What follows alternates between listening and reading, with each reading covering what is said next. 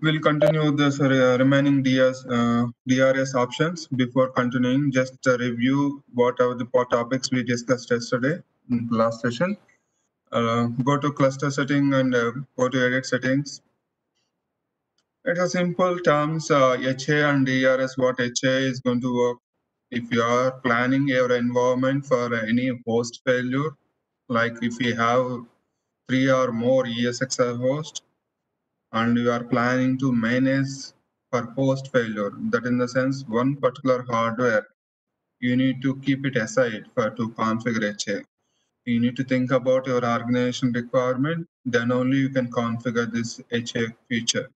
That in the sense, if you want HA, then whatever the hardware you are using, either 3 ESXi host or 4 ESXi hosts within a cluster, at least one ESXi host resources you need to keep it aside to configure HA. It is so simple that HA, when we are going to configure, if your requirement is to manage any host failure, that VM so critical, I cannot afford the downtime. So you can configure HA. If you are configuring HA in the sense, you are keeping at least one host resources keeping aside as a standby. Then only you need to configure HA. Okay, just a recap of HA. Select HA, enable the checkbox, go to vSphere HA, select vSphere HA. This is here host monitoring. Host monitoring, first thing, how need to maintain the host monitoring. If the host is down, how to check, and all those things it is going to verify. The next one is admission control.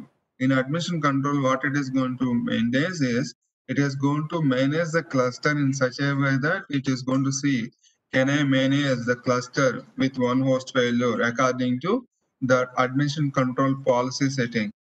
I can configure one host failure by system. System is going to decide which host you need to consider for this failure capacity.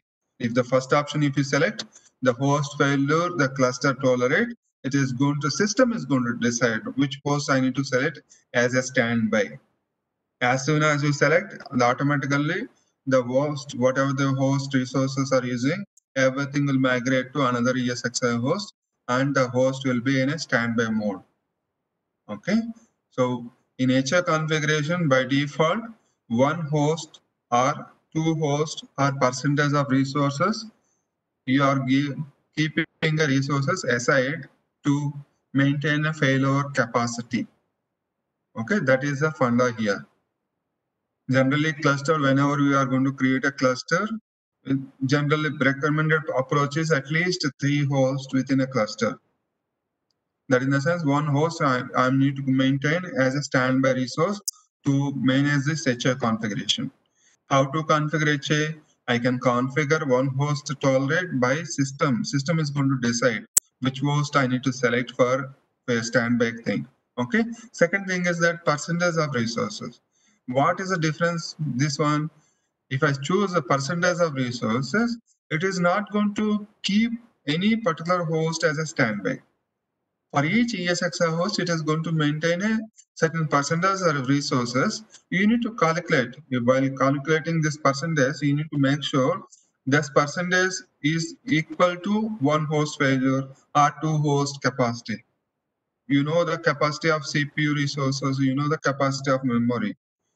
If I select 20% of memory, in the sense, if I have 6 ESXi hosts or 5 ESXi hosts, 20% of capacity in the sense equal to one particular ESXi host. Like that, you need to plan the percentage of resources. Specify failure host. You can specify a specific host for standby purpose. That is the admission control policy. When we are going to configure HA, if you want to maintain that cluster to be tolerate for any host failure, any hardware failure, ESXi host failure, so that the whatever the VMs are there on that respective ESXi host will restart on destination ESXi host. how it is going to activate, how it is managing, everything is going to work on Fault Domain Manager, FDM. Okay, under HA there are different options. vSphere virtual machine options. Select virtual machine options. Here, do we need to configure high priority, low priority, medium priority? Because why this comes in picture, once the host is down, if you have facing a resource crunch in our cluster, you can configure this particular cluster setting. Make sure that VM, which VM is important for me, I can disable. Even host failure, no need to restart this particular VM. Why HA is configuring? We need to make sure VMs are migrate to another ESXi host and power on. If that VM is not important for me, even the host failure, this VM no need to power on. It is the least important. I can disable this particular VM. Or else if it is a high priority and low priority, for example, production system is there. I can, for production, I can make it as a high priority. For other VM which is not required, for that I can make it as a disable or low priority. So according to the priority order, the VM is going to restart on another ESXi host in the failure event. Okay, this is the VM options. Next one is Power Manager. The VM monitoring, we are not going to monitor VM monitoring. Database heartbeating, data store heartbeat. Generally, select data store heartbeat. Here, the shared storage is going to come into picture. In addition to heartbeat of network, how the host is going to decide the host is down. Whatever the ESXi hosts are configured for the cluster HA, all ESXi hosts are within the cluster. It is going to send a communication with to one. Try to understand: Are you alive? Are you alive? Okay, are you available? It is going to send a certain communication over the network. In addition to the network, it is going to use a data store for heartbeat. Maybe network issue, management network issue, the virtual machine network is working fine. Okay, so we can design in such a way that even a data store heartbeat also can take into consideration for this heartbeat. Data store, if it is connecting over the SAN or ASCII or different media, it is going to check is the data store is connected or not. Network is not, I'm not able to reach. At least data store is communicating to that ESXi host. Even if a data store communication also not happening, then other ESXi host within a cluster is going to take it a consideration that the host is down. I need to restart the VMs. These two things it is going to check. One is network heartbeat, another one is data store heartbeat. Once both are not responding for a specific host, if I have that, three ESXi hosts, if two, it is going to be difficult to configure the cluster because it is not very difficult to understand. Okay, which is down. Okay, so if you have three hosts, the majority is going to come into picture. Majority in the sense, out of three, everyone is trying to ping response, try to communicate.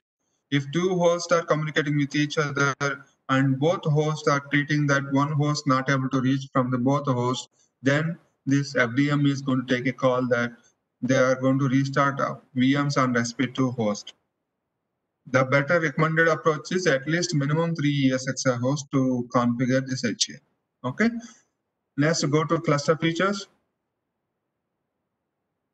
We decide what is this DRS. Enable DRS. Okay. We select a vSphere DRS. Distributed resource scheduler. What is this? It is a kind of load balancing. This is a proactive approach. HA is a reactive approach. DRS I consider as a proactive approach.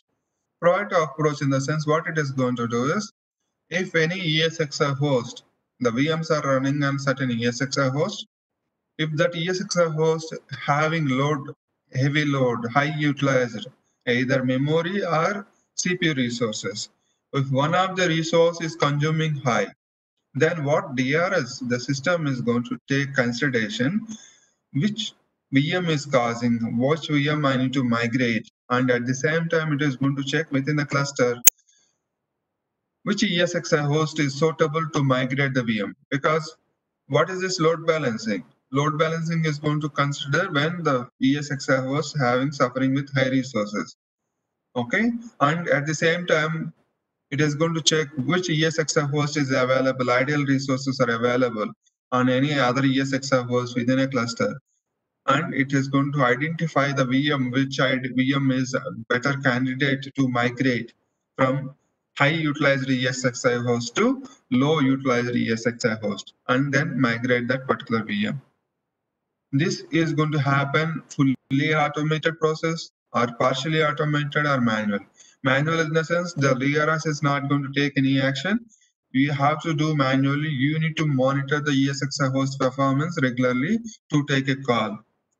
If the resources are very high, what will happen? The ESXi host may go down due to high heat or whatever it may be.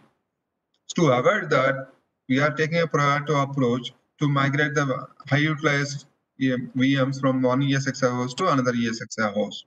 This is going to take place by fully automated option. That is, system is going to decide which VM to migrate from one ESXi host to another ESXi host. It is a live migration. We know that what is a live migration. It is going to work on vMotion at the background. Okay, partially automated. The partially automated is going to initiate. It is going to advise which VM to migrate. This ESXi host is high utilized. You need to migrate the VM. It's up to you to migrate the respective VM. Manually means it is not going to prompt any action. You have to take an action as per your wish, as per organization requirement. You need to call that. Okay. Under vSphere DRS, virtual machine options. Virtual machine options you can decide. This is a cluster fully automated feature. You can decide which virtual machine need to consider for migration. I can make sure that VM, this is a cluster setting. What are the VMs are there on the cluster? Everything it is going to try to migrate according to the load balancing. Now, if I don't want to VM to migrate, it should not consider for DRS setting. What is the DRS setting? By default is fully automated. I don't want this VM to migrate as per the cluster. I can change. Select the VM and drop down here, automation level, double click here, automation level, under automation level. I can choose. I don't want to migrate this VM. I can choose disable, I can manual, I can fully automated, I can change anything. This is irrespective of cluster setting. We are going to take an action according to the VM. That is the option here under DRS. Okay. Power management. Come to power management.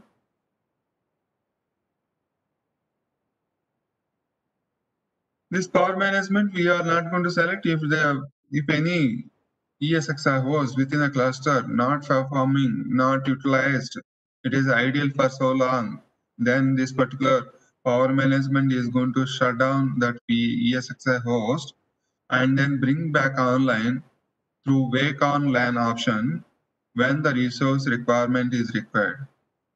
Okay, this power management in enterprise organization, it is not possible because whatever the cluster we are going to create, we are going to we need to maintain HA. That is, again, it is a standby mode, one ESXi host according to HA configuration.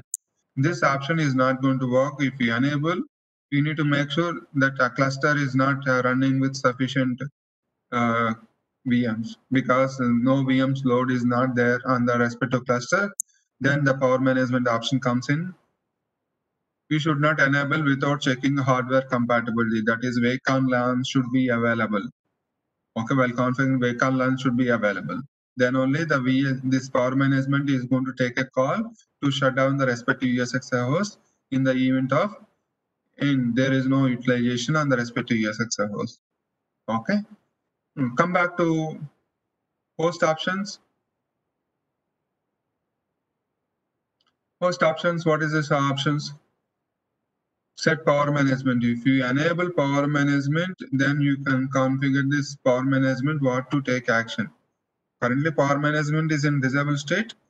Generally, in a live environment and enterprise environment, we are not going to configure this particular option. Okay, we'll leave it as it is default setting. Okay, under vSphere DRS, we covered virtual machine options, power management, host options, and vSphere DRS in fully automated. There are other two settings, DRS Group Manager and DRS Rules. Generally, most of the time, the DRS Group Manager and rules we are going to use in live environment according to the requirement. Now, coming to rules, what is the rules are available? Select rules. What is these rules is talking about? Rules are mostly the covers, click on add, how the VMs need to run on this particular cluster. We know DRS is going to migrate the VMs here and there. That is fine. But I need to maintain within a cluster certain VMs are going to work on some different in a particular manner. For example, there are two web servers, web server 1 and web server 2. These web servers, generally the function is the kind of load balancing for web traffic. That is their purpose. They created two web servers to manage the load. Now, if the two web servers are running on same ESXi host, what will happen if that ESXi host, what will happen? That two web servers are going to restart and power on another destination. For example, HA is not configured. Both are running on same ESXi host. If that ESXi host down, my web servers are going down, right? So to avoid a single point of failure, here we are going to create a rule in such a way that make sure these two web servers are running separately on each ESXi host. How to make that? That we call it as anti-affinity rule. Type, select drop-down type, and the type option drop-down.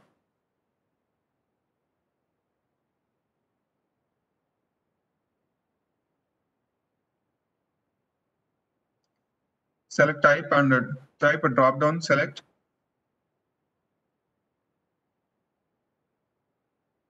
Here, there are three rules are available.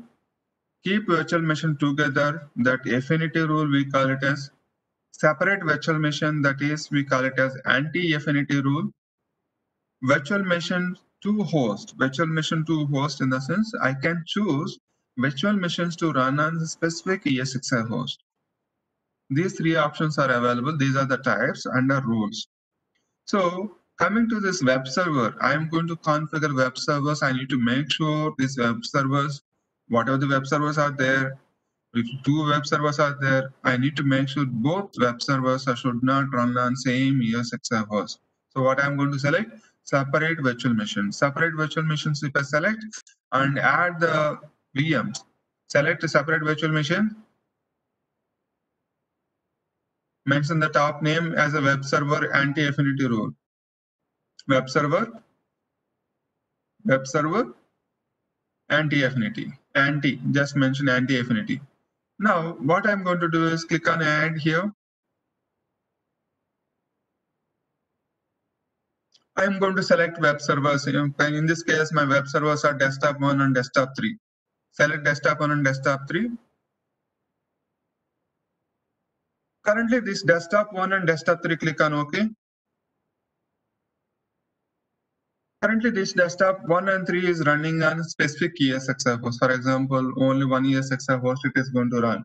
Now, as soon as you create a rule, click on OK. What it is going to do, it will migrate. Don't click on OK. As soon as you select this option, what it is going to do, it is going to separate virtual machines, is going to create an anti-affinity rule that makes sure the desktop 1 and desktop 3, if you're running on same ESXi host, it is going to migrate immediately as soon as you click OK and make sure both are running on different ESXi host. Okay. If it is, for example, if both are running on separate host, no issues. Whenever you are trying to migrate, whenever you are working on maintenance activity, it will migrate to another ESXi host. This rule is going to make sure that both the VMs are not going to run on same ESXi host. That is anti-affinity rule. To maintain this anti-affinity rule, what is important thing, you should have a sufficient resources, sufficient ESXi host within the environment. Okay, while creating the rules, you need to make sure availability of ESXi host within a cluster. Simply configuring the rules is not going to work out. in an enterprise environment. You need to make sure what are the rules we are going to create, that rules is not going to impact my environment. If you make the complex these rules, you are not going to perform certain actions on the cluster. So we need to make sure whatever the rule we are going to configure, is it achievable on this cluster, current cluster or not? We need to check that. Without checking, simply enabling cluster. See, by configuring this, what I'm managing both the VM should run on different ESXi hosts. For example, one ESXi host is down due to some issue. Now, that VM is not going to migrate. That VM, whatever the VM, one VM is not going to migrate because DRS rule is preventing to restart on a single ESXi host. Here I have two ESXi hosts, for example.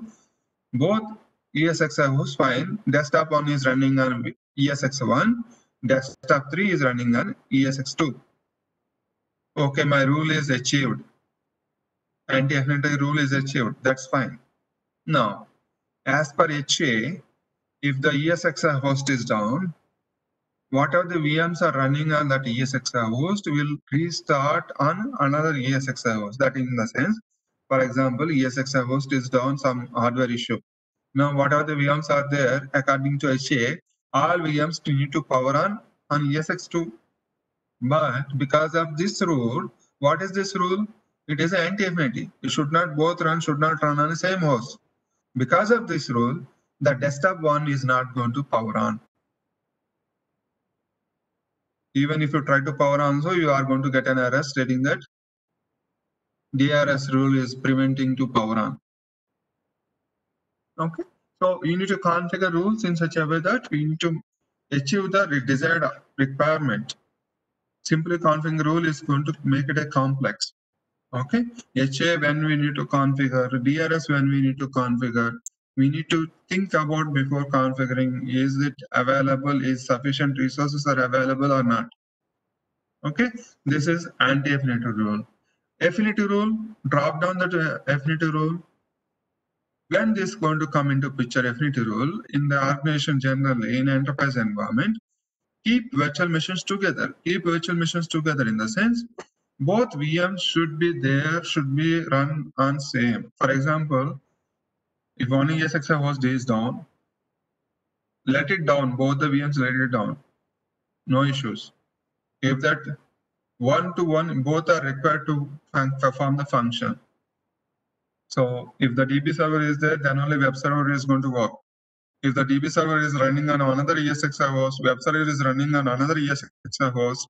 If one is down, if another one is active, also doesn't make any sense. So in that scenario, both should be run together. That is affinity rule, we call it as.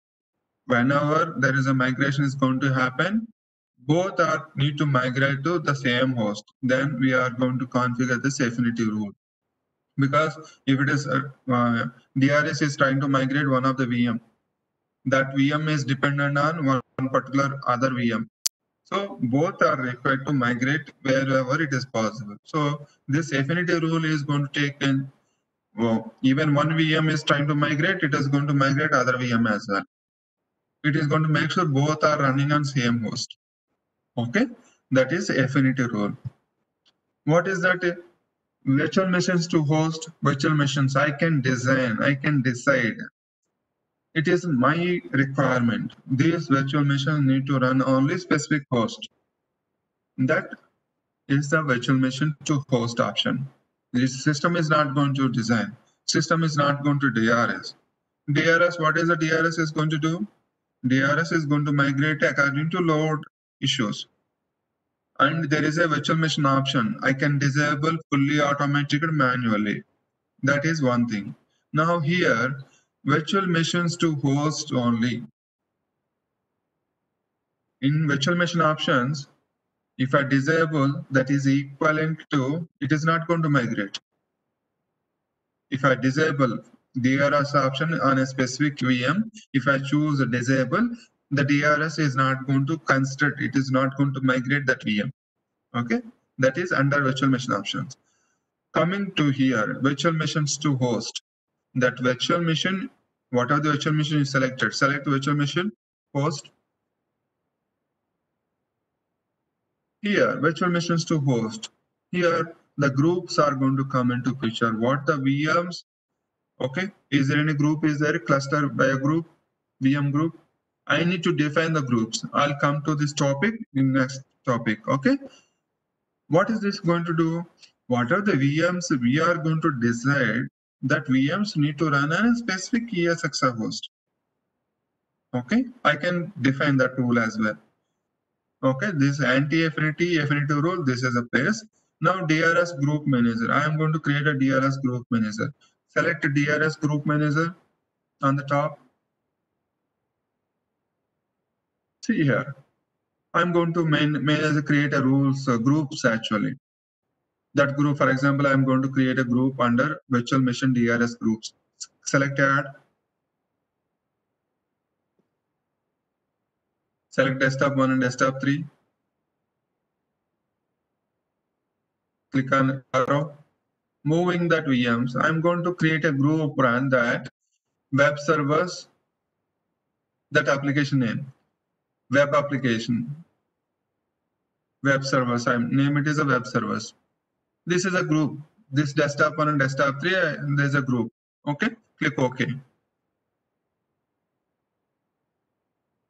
That is the case. I created a group called web servers and added a certain VMs to this VMs group. Now coming to the host group, click on add. Web servers to host, web servers to host.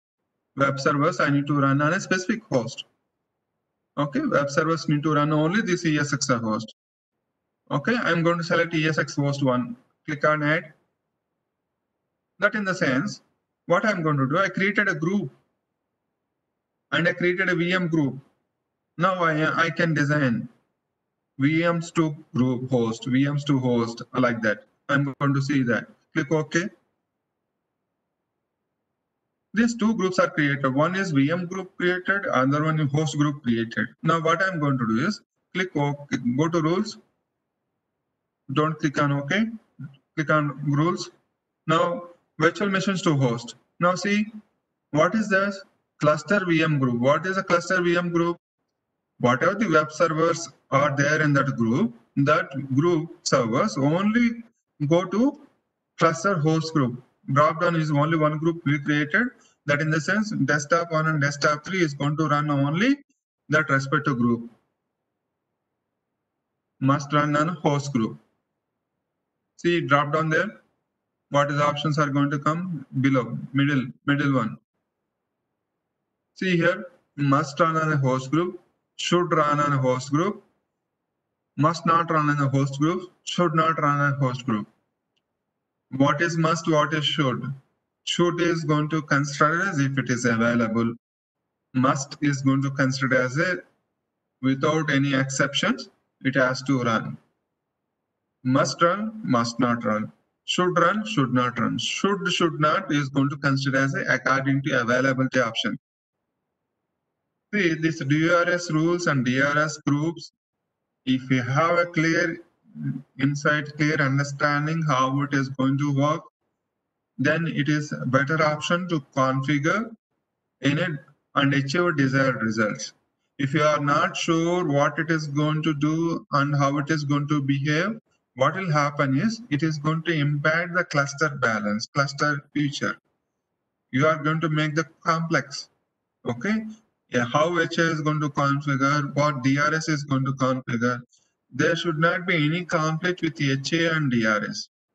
At the same time, we need to make sure whatever the VMs are presented in one particular rule, that VM should not present in another rule. Because again, it is going to be conflict. For example, you configure two VMs, desktop and desktop 3, you configure a anti-affinity rule. Again, you configure same VMs for affinity rule. Does it make any sense? One rule you define in such a way that separate virtual machines. Now one more rule you are going to try to create, keep the virtual machines together. So whatever the rule you are going to create, that rule we need to make sure there is no conflict with the cluster rule settings. If you do so, it is going to throw on a different errors, and you are not in a position to fix that errors. Okay, so better planning is going to avoid unwanted errors. Okay, these are the cluster features, DRS rules. The rule is very cool features. If you know, if you understand what to configure, how to configure, and simple. The DRS rule and DRS group is going to work. Virtual machines migration. What is the best option? If client requirement to keep the anti-affinity rule, anti-affinity in the sense separate virtual machines, because I need to maintain certain redundancy at a cluster level also.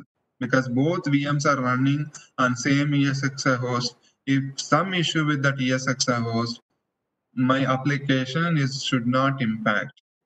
That in the sense, whatever the load balancing servers I am using in a live environment, thus load balancing servers, I am going to keep each one VM on a separate ESXi host. Even one ESXi host having some issue also, it is not going to be impact my web servers, because I'm managing 2 or 3 web servers. One web server is down also due to some communication issue. Other 2 web servers available in network, my request will flow through. That is a fantastic option under rules. Some condition will be there. Both VMs run together. There is a dependency 1-to-1. In that case, both should run on same ESXi host. If it is down, one ESXi host down, that entire application is going down. It will restart to another destination ESXi host as per HA, and both will come online within a fraction of minutes. Okay, this is the rules concept how the HA and DRS is going to work. Okay, click cancel. I'm not going to configure any rules here because I have only 2 ESXi hosts, and at that too I have some CPU compatibility issue because cluster is configured with one IBM server, one Dell server. There is CPU mismatch is there. That's the reason I'm not in a position to configure cluster. To configure the cluster, at least 3 ESXi hosts are required to define. I can configure how to failure is happening, how DRS is functioning. Everything we can practice. If we have at least 3 ESXi hosts. If we have at least 3 ESXi hosts, I can deploy multiple VMs. I can create a load average, and I can shut down one ESXi host, how HA is working.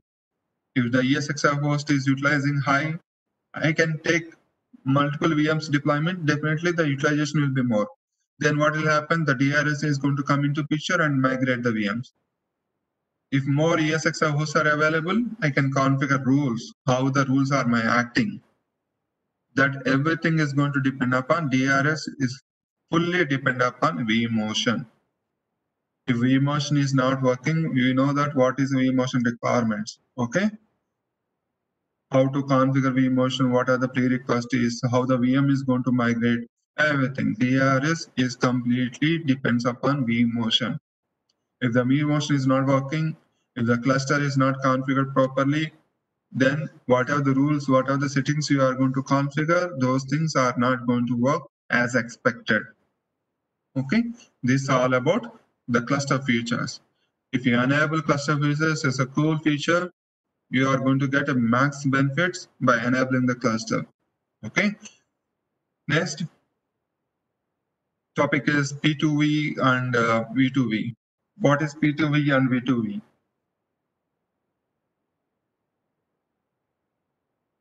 Can see here. P2V generally migration whenever we talk about this particular environment, virtualization environment, some organizations workloads are running on physical servers.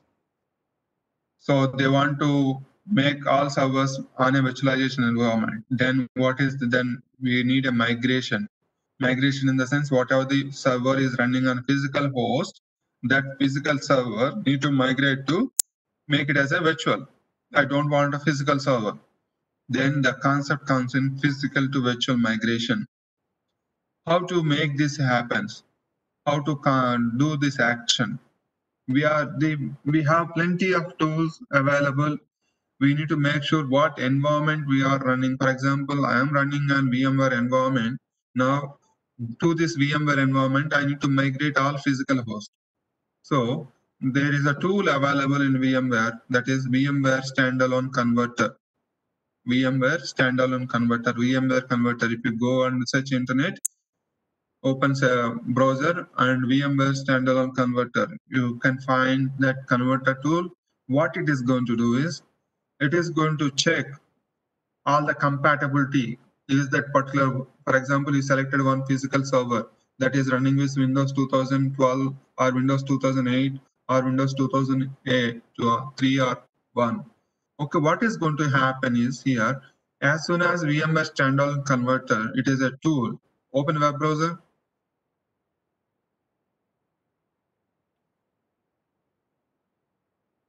VMware Standalone Converter. VMware Converter. Just type VMware Converter.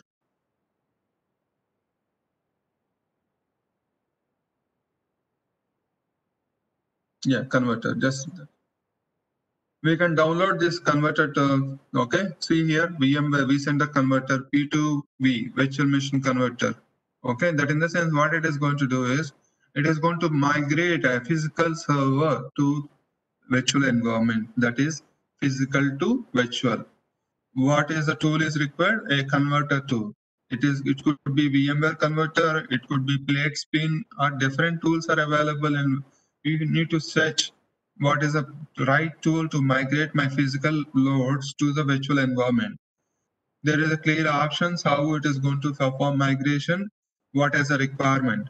While converting the physical to virtual, what it is going to do, it is going to check the compatibility, is that OS can be migrated.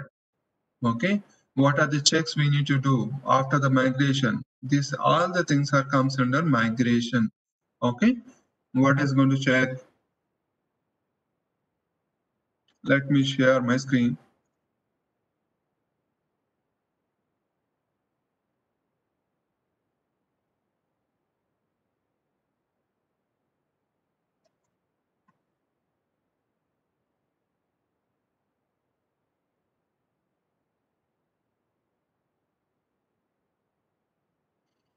There are plenty of articles are available. You can watch YouTube or any sites, so that you can understand what is converter is going to do, how the converter is going to perform. Here, I am not in a position to perform the converter, because converter to perform, I should have a one physical server. Okay, I should have a one physical server with requirements, so that I can do the migration. See here, what is the requirements? Any converter tool which compatible, for my current live virtualization environment. Okay, any converter tool, either it could be VMware converter, okay, or it could be plate spin. Different tools are available how to convert a physical server to virtual. Okay, virtual in the sense what virtualization environment we are using here, VMware. So it would be better to coordinate with only product related to VMware converter. So it is going to better understanding with virtualization, VMware virtualization.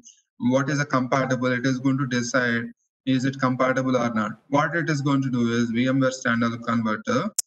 It is going to install an agent on a physical server. As soon as you open the converter console, what it is ask, what is the source? What is the source? Source is nothing but my physical system.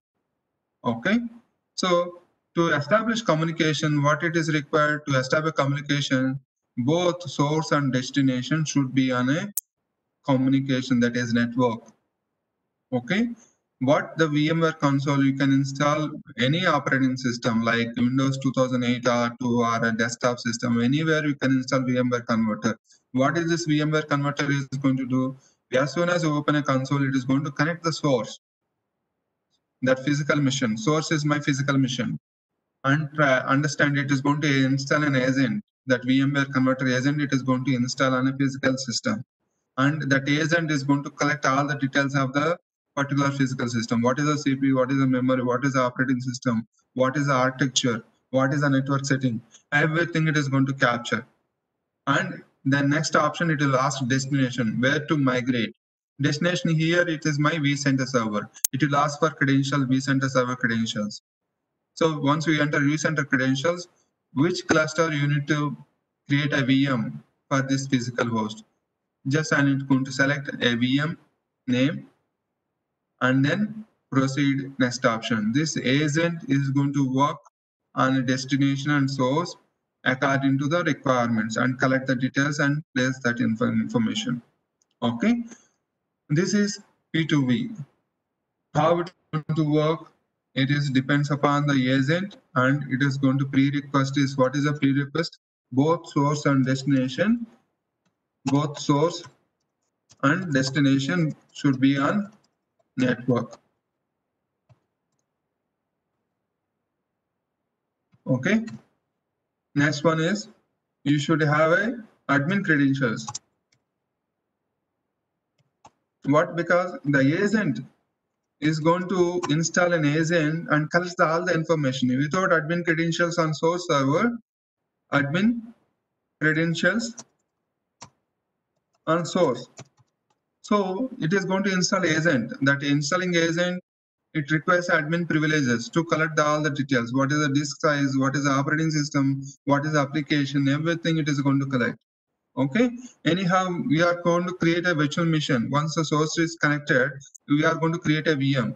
To create a VM on a virtualization environment, you should have a deployment credentials. Okay, we know the permission. What permissions we are going to talk about in vCenter Server Console. To create a VM, what permissions are required? So generally, administrator is going to create a VM. If it is a VM deployment, certain permissions are there. We should have that deployment permission on a destination virtualization. Destination virtualization, it is going to talk about permission to deploy a VM. Once these two things are done, the conversion will start. It is going to kind of copy the data information. It is going to take an image on the physical image by using the converter tool and migrate the entire contents from the source to destination and create a copy. Just like it is a clone, we understood how the clone is going to work. Clone is nothing but it is going to copy the content, create a new VM. In physical V2V also same thing. Physical, it is going to collect all the details and make it as an image and copy that image to virtualization format. Okay, that is V2V. P2V, physical to virtual. What is V2V? V2V is nothing but virtual to virtual. Any virtualization to any virtualization. So virtualization, some migrations are going to take place. Some organization is going to migrate from Hyper-V, Microsoft virtualization to VMware virtualization. Maybe some vendor is migrating from VMware virtualization to Hyper-V virtualization.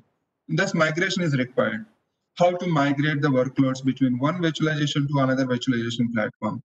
To source and destination, you need to identify which tool is the best for to migrate.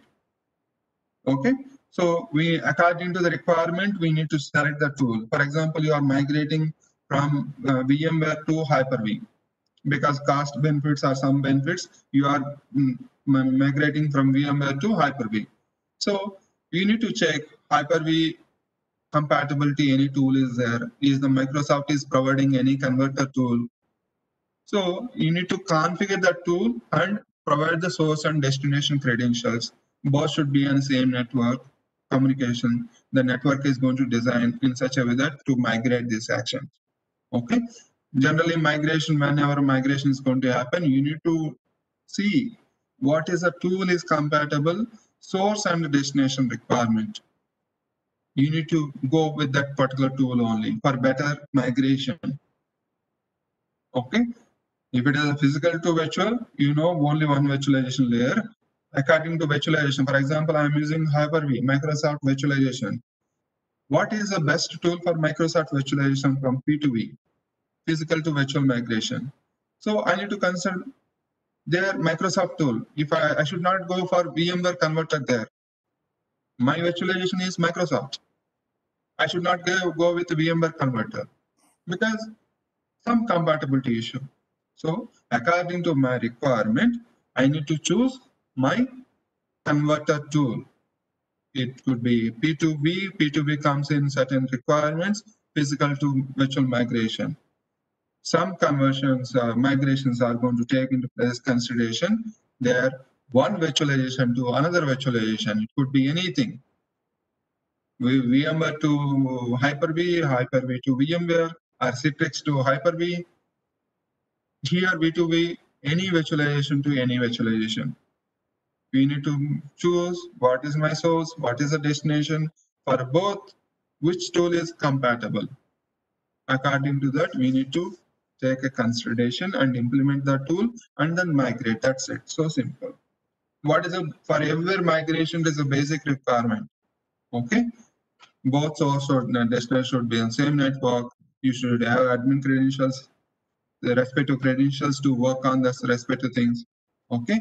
This is all configured in the live environment during the migration. Some migrations are there. What is that migrations? We are going to talk about that within the environment. For example, we worked on export in VMware itself. What I'm doing from one vCenter server to another vCenter server. I need to migrate a VM from one vCenter server to another vCenter server. Is any tool is required? There is no additional tool is required. What I'm going to do? Virtualization to virtualization. That is also comes under V2V. What I'm doing here, I'm exporting whatever the VM is required, I'm exporting within a vCenter. OVF template. I'm exporting as a OVF template. And deploying a VM by using OVF template. The same image is going to replicate on a destination vCenter. Source and destination both are vCenter servers. I'm exporting one image from here and deploying one image. Here, what is happening here? Some kind of copy process is going to take place. According to the virtualization understanding, virtualization layer understanding. Okay, what tool we need to use? Is it a cost effective or not? Everything is going to considered during our implementation. Okay, so for example, simple export image, no need to use VMware converter. I can use VMware converter, no issues. Even VMware converter is compatible to migrate one virtualization, that VMware vCenter, the same vCenter. I'm going to use VMware converter. Okay, no issues. I don't know how to export OVF template. There are certain limitations. Instead of that, I can use VMware converter directly from vCenter to vCenter. Right? vCenter to vCenter, generally what we are doing? OVF template. Instead of OVF template, what I'm going to use? I'm going to use VMware converter so that I can migrate a VM from one place to another place. Okay, that is a requirement. No need to copy local folder. No need to copy locally.